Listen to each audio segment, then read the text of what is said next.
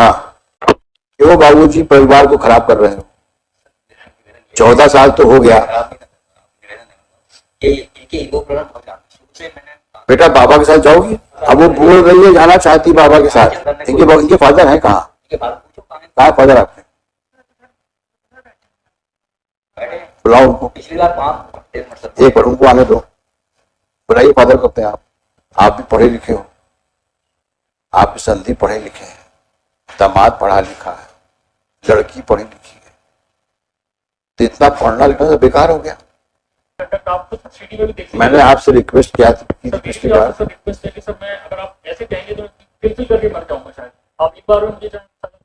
नहीं, मैं कुछ कह दूंगा आपको कि आपका, हम तो केवल आपको रिक्वेस्ट कर सकते हैं कि कम से कम एक परिवार को टूटने से बचा सके हम लोग। मैं इतना 14-15 साल से जुडिशियल प्रोसेस में नहीं गिरा हुआ हूँ, और अगर इनको रहना होता तो कोर्ट कभी रखवा नहीं सकता किसी को। अगर पर्सनली खुद इनका रहने का मन होता तो मैं गुजरात रहा, मैं दिल्ली रहा, ग्वालियर भी रहा, अभी शिमला रहा, हर जगह उन्होंने आरटीआई लगाई, कोशिश कभी करी नहीं रहने, एक बार भी नहीं करी। आज की डेट में भी देखिए सेक्शन 31 लगाया वसूली का, घर के घर में पैसा लेने के लिए वो लगाया। किसी केस में देखिए ऐसा है, देखो होता क्या, होता क्या है कि सारी प्रॉब्लम्स माइंडसेट की होती है। अब आप दोनों के बीच कोई झगड़ा हुआ, समझदारी इसमें है कि दोनों आपस में बैठ करके सुलझा लो। सुनना ही पूरा समझो बात। शुरुआत कहां से होती है? झगड़ा हुआ, अब सुलझाने की बात तो दूर हुई, एक दूसरे को नीचा दिखाने के लिए ईगो फाइट शुरू हो जाती है, और कहीं खुदा न खास्ता माँ बाप बीच में आ गए और उन्होंने कुछ माचिस की तीली लगा दी तो वो और एग्रीवेट हो जाता है। फिर कुछ रिश्तेदार आ जाते हैं, फिर वो आपका मनोबल बढ़ाते हैं। डरते क्यों हो? कोर्ट कचहरी तो है, उनको कुछ समझाते होंगे। अब आपका दिमाग टोटल कंफ्यूज है दोनों का। अब झगड़ा तो दूर हो गया, अब पूरा आपको जो डायरेक्शन मिल रहा है वो लड़ने का मिल रहा है। ऐसे ही होता ही है, और उसके बावजूद मुकदमे होते क्या है? अगर समझदारी से काम ले आदमी तो मुकदमे होने की गुंजाइश ही नहीं होती। अब आप इसी प्रॉब्लम है, आप कहोगे साहब ये तैयार नहीं थे, ये कहेंगे ये तैयार नहीं थे। ये कहा जाता है there are no facts, it's all interpretations. क्यों कहा जाता है? क्योंकि आपके हिसाब से जो सही है उसको आप सही मानते हो, इनके हिसाब से जो सही उसको ये सही मानती है। तो जब ऐसी सिचुएशन होती है तो सही क्या है ये जानना बड़ा मुश्किल हो जाता है। जब म्यूचुअल रिजोल्यूशन एफर्ट्स बनते हैं फॉर रिकंसिलिएशन, इसीलिए हम लोग मेडिटेशन बैठाते हैं। आप सुनिए मेरी बात को, आप लगता है ज्यादा तैयार होकर आए हैं, बात आप तय करके आए हो कि और नहीं सुनना है हमको? आप इतने एक्साइटेड क्यों हो रहे हो?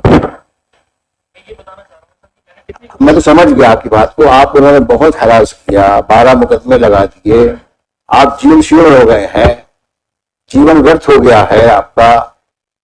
अब पता नहीं शायद अगर ये कहने वाले हों साहब आप, मैं तो मोक्ष लेने वाला हूं, मुझे जीवन नहीं जीना है, शायद कहने वाले हों अब आप। यानी मेरे को समझ में ये नहीं आता कि इतनी ज्यादा हॉस्टिलिटी करके आखिर तुम रहोगे कहां? अगर आज तुम इनसे अलग भी हो जाते हो करोगे क्या? तुम कितने साल के हो गए हो? 45। उसी के आसपास मैडम भी हुई। आज तुम लोग जिंदगी के उस मुकाम पे खड़े हो जहां आगे चलना कितना मुश्किल होगा अकेले। और सोचो ये बच्ची जब बड़ी हुई तो तुम लोगों के बारे में इसके क्या ख्यालात होंगे, और शादी के बारे में क्या सोचेगी। उसके दिमाग में जो आज एक पॉल्यूशन आ गया है कि मैरिज की ये असर होते हैं,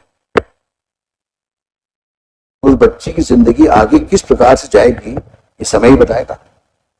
और उसके लिए आप दोनों जिम्मेदार हैं। आप भी कम नहीं है और आप भी कम नहीं है, आप दोनों जिम्मेदार हैं। जब ऐसा ही था तो क्यों शादी की थी? दो बच्चा पैदा किया था, क्या आपकी आप दोनों की रिस्पॉन्सिबिलिटी नहीं है उस बच्चे के लिए?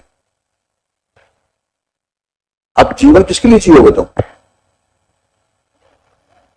सरवाइव करने के लिए, सिर्फ उस बच्चे की देखभाल करने के लिए। She is like a flower in a garden. आप दोनों को उसकी परवरिश करना है। वो प्लांट्स जब आगे बढ़ेगा तो आपको सेटिस्फेक्शन मिलेगा। आज मेरा बच्चा यहां पहुंच गया, मेरी बच्ची यहां पहुंच गई, उस सेटिस्फेक्शन के बारे में सोचो कि कितना सुकून मिलेगा तुमको, दोनों को, मतलब आपको भी। ये सोचना चाहिए।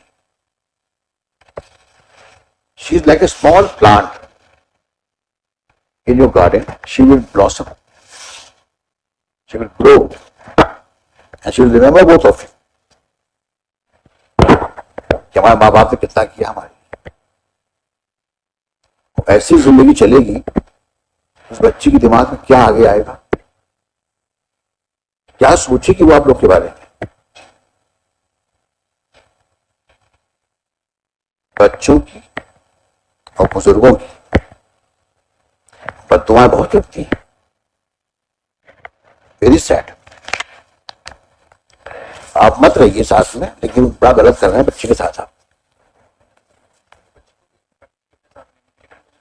हाँ, आप इतने सेल्फिश हैं, बच्ची मिल जाए वो बाहर में जाए। नहीं सर, ऐसा नहीं है, ऐसा नहीं है, ऐसा सोचना। मैंने आपसे कहा आप कोशिश करो। ऐसा होता तो इसी तरफ से अगर एक प्रयास भी किया गया होता तो एक चीज कभी जहाँ पे पहुंचती नहीं सर। तो कभी भी नहीं किया मैं गया कि कितनी बाहर बातें किया बोल दी जाए। आपको, अभी भी आपकी समझ में नहीं आ रही है। That you live in hell wherever you want to go. You will not be such cases. ठीक है मैडम, जब ये तैयार नहीं है तो let him suffer as he wants to, as he is destined to suffer. अब सफर करते हैं, कुछ नहीं मिल सकता कहीं से, ईश्वर को कुछ नहीं देगा। बच्चों का ख्याल नहीं है तो मैं किसका ख्याल होगा? I doubt you are a normal human being. Mr. Sharma, we are adjourning the matter. He is determined not to keep her. And I congratulate both of you, lawyers. Keep on fighting. आप भी लड़ो, आप भी लड़ो। देखो कहां तक जाता है मसला। सॉरी मैडम, आपका परसुएशन काम नहीं आ रहा है। आपने किससे बात करी? आपने किससे बात करी आप बताएं? आपने अपने फादर इन लॉ से बात करी? मदर इन लॉ से बात करी है? बात हुई थी। हाँ, आपने कहा बहुत जी माना चाहते हैं, क्या बोले वो? मैंने ये कहा कि आपने खाना खा लिया। You shut up. I'm talking to her. हाँ, क्या कहा उन्होंने? मैंने कहा आप कैसे हैं? कैसे क्या है तुम? छोटा सा परेशान कर इस तरह से उन्होंने बात की, अच्छे से बात की। कहाँ रहते हैं वो? ग्वालियर भी है? आए हैं आज? बुलाइए।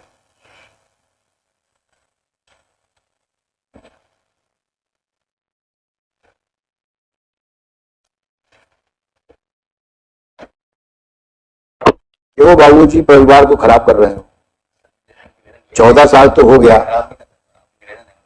इनके ईगो प्रॉब्लम हो जाता है। शुरू से मैंने कभी अपनी शादी ये मेरे तो ये फादर ने आज तक प्रयास नहीं किया ना पिता ने। इनके फादर है कहाँ? इनके फादर पूछो कहाँ कहाँ फादर आपके? बैठे बुलाओ उनको। पिछली बार 5 एक पर उनको आने दो। बुलाइए फादर को अपने आप। कहाँ बैठे हुए हैं?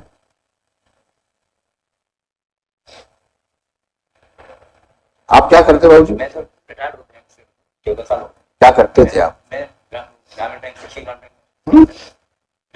बैंक अच्छा, ग्रामीण बैंक में थे आप। हम आपकी दुख और पीड़ा को समझते हैं।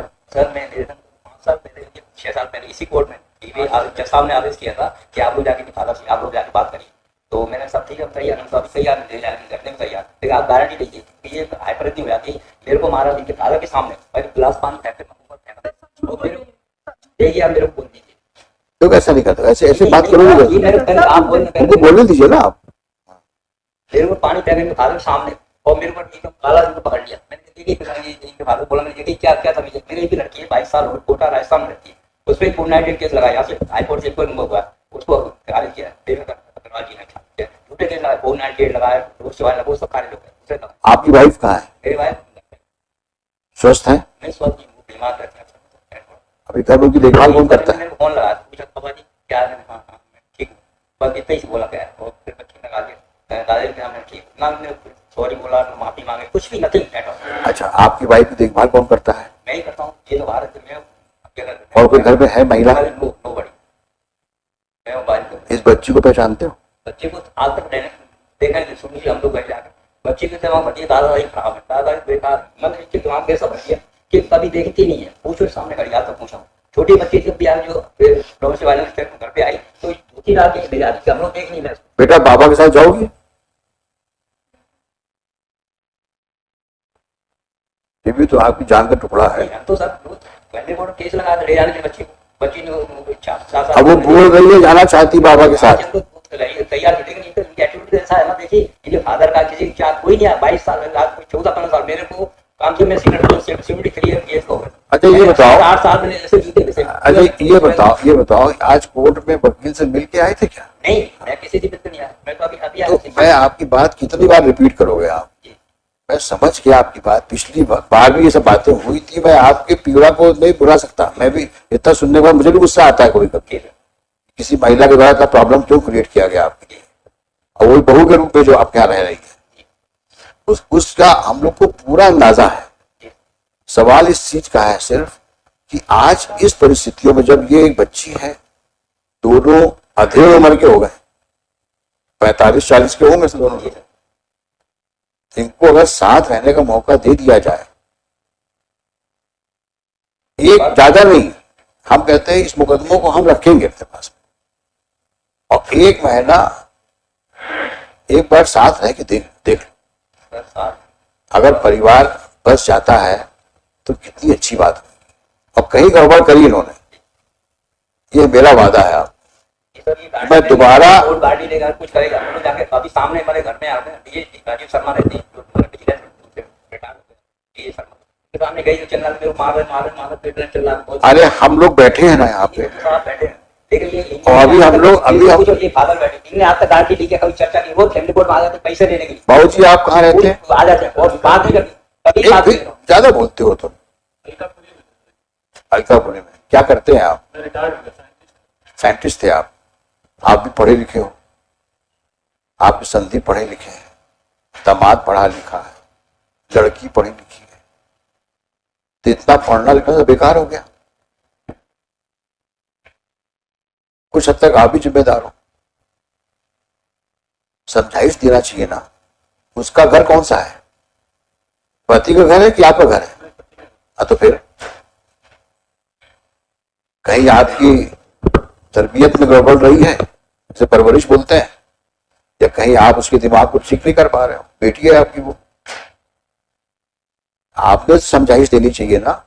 ये मुकदमे करके और इस प्रकार से अपने ससुर को इंसल्ट करके, पति को ह्यूमिलिएट करके, ये अच्छी बात है? पुराने जमाने में कहते थे ना, पति परमेश्वर प्राणनाथ, ऐसे बिहेव किया जाता है क्या? आपकी पत्नी कभी ऐसे बिहेव किया है क्या आपके साथ? कभी ऐसा हुआ है? अगर आपके साथ ऐसा होता तो कैसा लगता आपको? फिर अब तो और भी बुरा लगना चाहिए कि आपकी बेटी के साथ ऐसा हो रहा है। कितने दुर्भाग्य की बात है कि आप पढ़े लिखे साइंटिस्ट फादर हो और आप उसको समझाइश नहीं दे पाए, उल्टे मुकदमे करवा रहे हो उससे। आप भी अपनी जिंदगी की शाम में चल रहे हो। कितने लड़के हैं आपके? तीनों बेटे शादीशुदा होंगे?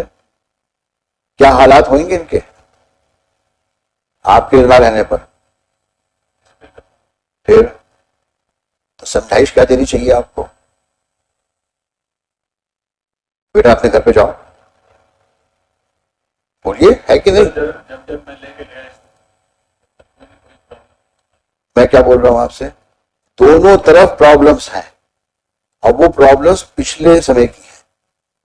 आगे देखो, आप दोनों बैठो, मैं तुमको साथ रहने दो, लेकिन आप दोनों बैठो, आप दोनों समझी लोग बैठो।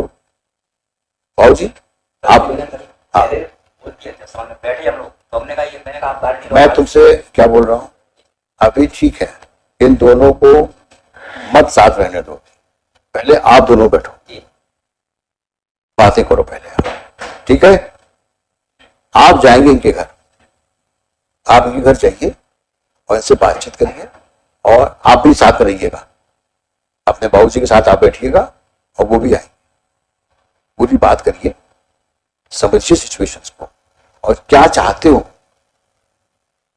जितना दुख दर्द है सब एक दूसरे को बता दो, हल्के हो जाओ। ये वो प्रॉब्लम है, मेरा बर्बाद हो, मेरा भाई बहुत बड़ी, I think you are the main culprit. You do not want them to live together. मैं कितनी बार बोल चुका हूं, मैं यहाँ पे मुकदमा डिसाइड नहीं कर रहा हूं। जिस दिन मुकदमा डिसाइड करने की बात आएगी तो मुझे 5 मिनट से ऊपर नहीं लगेगा। मुकदमों को मैं बहुत देर तक सुनने का जरूरत नहीं पड़ती मुझे। 10 मिनट इनको सुनूंगा, 10 मिनट इनको सुनूंगा और फैसला बोर्ड पे लिखा दूंगा। मुकदमे की मैं बात ही नहीं कर रहा हूं आपसे, जो मैं कह रहा हूं उसको समझो,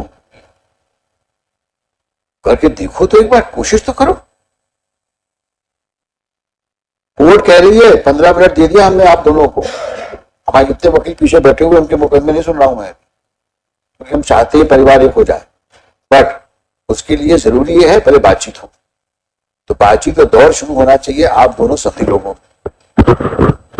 आप जाइए बाबू जी के घर और आप मिल के आइए, हम पीछे लगाते हैं, उस तारीख में हम आप दोनों को बुलाएंगे, तो सोचते क्या है आगे समझ में है।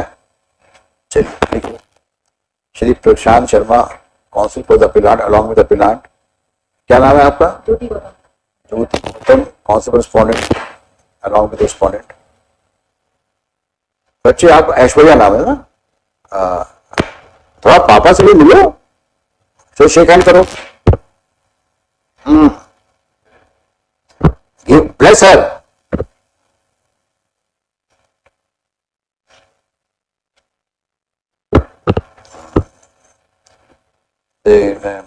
MS Aishwarya, daughter of the parties, is also present. Besides, father of the appellant and father respondent. Stop. During the course of the arguments, during the course of prolonged hearing, during the course of the long hearing, it appears to the court that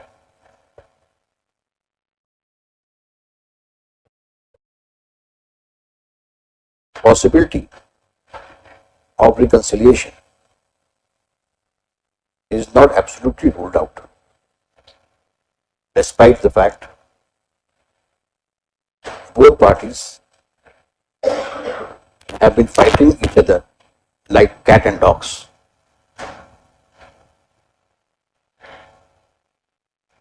Two elderly persons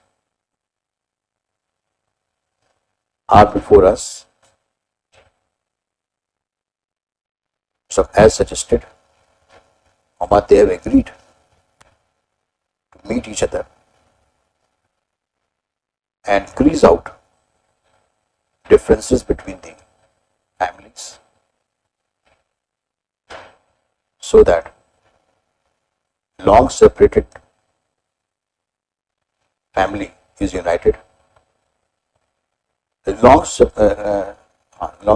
united and lead a